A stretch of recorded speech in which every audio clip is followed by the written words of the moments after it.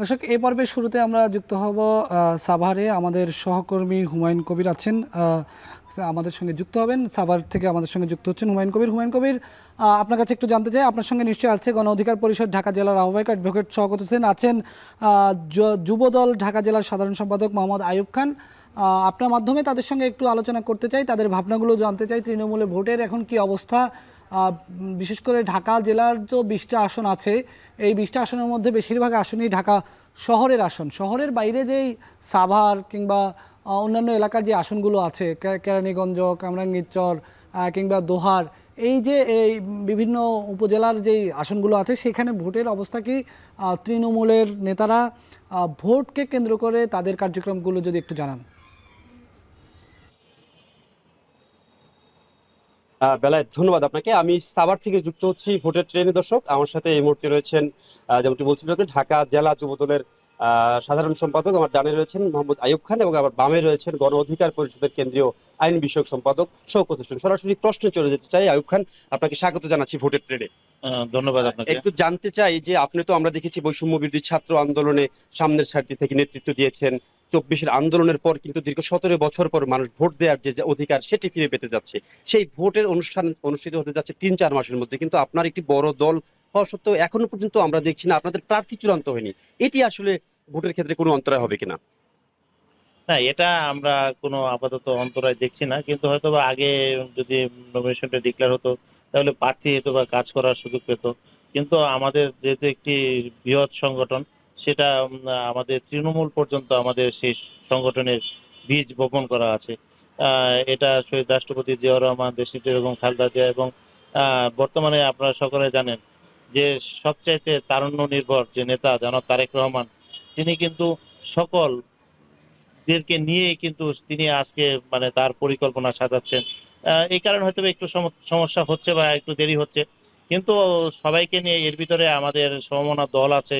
তিনি আন্দোলন সংগ্রাম করেছেন বিভিন্ন দল, এই যে 17 বছর আমরা যে আন্দোলন সংগ্রাম করেছি, তার সাথে কে কে যুক্ত ছিল, কে কে তার সাথে ছিল না, এই যে বোঝাপড়াটা, তিনি কিন্তু আগামী রাষ্ট্রটাকে গঠন করতে চাচ্ছেন বা একটি দলকে জাতির সামনে উপস্থাপন করতে চাচ্ছেন যে আমরা একটি ঐক্যবদ্ধ জাতি, ঐক্যবদ্ধ দেশ, ঐক্যবদ্ধ জাতি এবং দেশ হিসেবে কিন্তু আগামী দিনের রাষ্ট্রটা তিনি পরিচালিত করতে চাচ্ছেন বা জাতির সামনে উপস্থাপন করতে চাচ্ছেন। এই কারণে হয়তো বা একটু দেরি হচ্ছে, কিন্তু আমাদের জানা মতে আমরা যতটুকু জানি বা সেটা মোটামুটি অনেকটা কাজ কিন্তু এগিয়ে নিয়েছেন। আচ্ছা, অল্প দিনে হয়তো বা আপনারা সেটা জাতি জানতে পারবে যে আমাদের দলের ক্যান্ডিডেট কে কে হবে এবং আচ্ছা, আমাদের জোটের কে কে হবে। আচ্ছা, আপনি 17 বছরের কথা বলছিলেন, সঠিক বলেছেন। দীর্ঘ 17 বছরই কিন্তু সাধারণ মানুষ ভোটের অধিকার থেকে বঞ্চিত ছিল।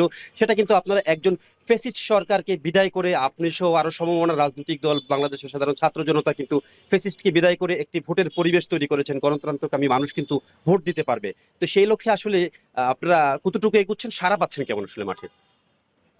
আমরা ইনশাল্লাহ মানে উপরওয়ালার রহমতে আমরা কিন্তু সকলেই সাড়া পাচ্ছি যে মানুষ উদ্গ্রীব হয়ে আছে কবে তারা তাদের সেই কাঙ্ক্ষিত ভোট তিনি স্বাধীনভাবে প্রয়োগ করবেন। আমাদের যে ভোটাধিকার বিগত সরকার, ফ্যাসিস্ট সরকার কেড়ে নিয়েছিল, সেখান থেকে এই যে ছাত্র জনতার, এই শ্রমিক সাধারণ জনগণের যে স্বতঃস্ফূর্ত আন্দোলনের মাধ্যমে যে আমরা 24 বলেন আর 26শে জুলাই বলেন, আমরা যে এই ফ্যাসিস্টকে বিদায় করে নতুনভাবে যে আমরা আবার পথ চলা শুরু করেছি, সেই পথ চলাতে আমরা কিন্তু ব্যাপক সাড়া পাচ্ছি এবং দলমত নির্বিশেষে, ধর্ম বর্ণ নির্বিশেষে সকলেই কিন্তু আগামী নির্বাচনের জন্য অধীর আগ্রহে বসে আছে।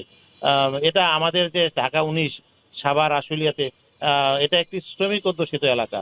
এই শ্রমিক অধ্যুষিত এলাকা আগে তাদের যে সমস্যা ছিল, এখন তারা কিন্তু অনেক স্বাধীনভাবে তাদের চলাফেরা বলেন, স্বাধীনভাবে তাদের পথ চলা এবং নিরাপত্তা সবকিছু এই এই সময়ের ভিতরে ও কিন্তু অনেকটা মানে সাভার খুব শান্ত একটি বলতে পারেন আপনি ঢাকা 19। আপনি ঢাকা 19-এর মনোনয়ন প্রত্যাশী, সংক্ষেপে বলবেন কতটুকু আশাবাদী?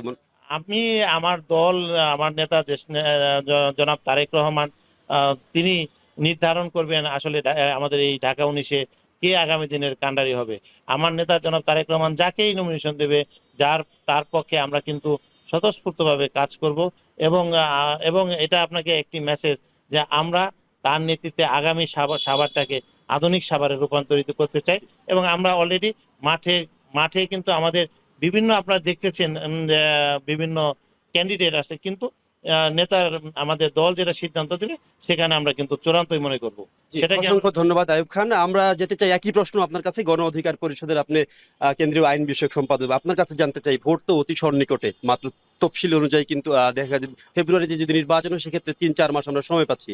আপনার দলেও কিন্তু আমরা দেখেছি এখনো মনোনয়ন চূড়ান্ত করা হয়নি, বিষয়টি একটু বলবেন। জি, ধন্যবাদ আপনাকে। গণ অধিকার পরিষদ ঢাকা জেলার সাভার এবং আশুলিয়ার পক্ষ থেকে আশুলিয়াবাসীকে আপনার মাধ্যমে ধন্যবাদ জানাই, এবং সেই সাথে শ্রদ্ধার সঙ্গে স্মরণ করছি আমরা সেই 2000 শহীদ যোদ্ধা যারা আহত হয়েছে, শহীদ হয়েছে, এবং 30,000 যুদ্ধাহত যারা এখনো পঙ্গুত্ব বরণ করে আছে, যাদের কারণে আমরা আজকে আমরা এই দ্বিতীয় স্বাধীনতা পেয়েছি।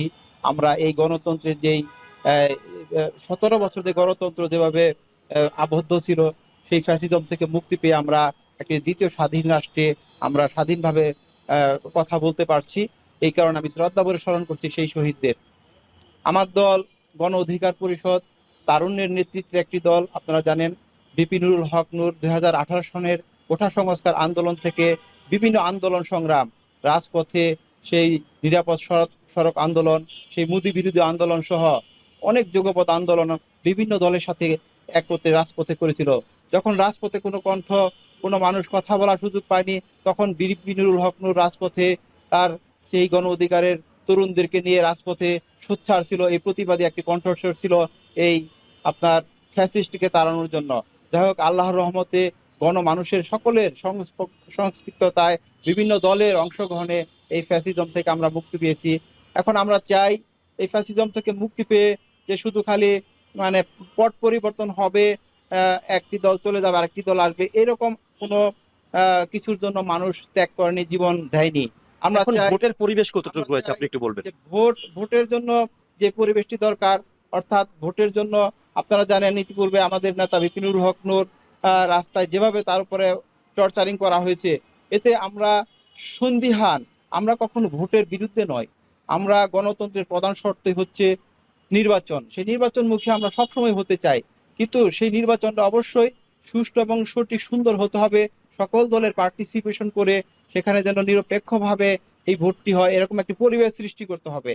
তো আমরা যে রকম দেখতেছি প্রশাসনের ভিতরে কিছু পট পরিবর্তন করা, কিছু সংস্কার করা, আপনারা কিছু সারা মৌলিক পাচ্ছেন কেমন, শেষ করবো, আমাদেরকে শেষ করতে হচ্ছে, কেমন সারা পাচ্ছেন? এখন দেখা যাচ্ছে মৌলিক কিছু সংস্কার, ইতিপূর্বে আমাদের যে ইন্টারিম গভর্নমেন্ট যে আছেন উনি কিছু সংস্কার করছেন, কিন্তু এটা সাধারণ মানুষের সারা পাচ্ছেন কেমন, শেষ করবো আমরা। এখন সাধারণ মানুষ, আমরা তরুণের নেতৃত্বের দল, আমরা সাধারণ মানুষের কাছে যাচ্ছি, আমাদের এজেন্ডা বলছি, তাদের কাছ থেকে ইনশাল্লাহ আমরা খুব ভালো সাড়া পাচ্ছি।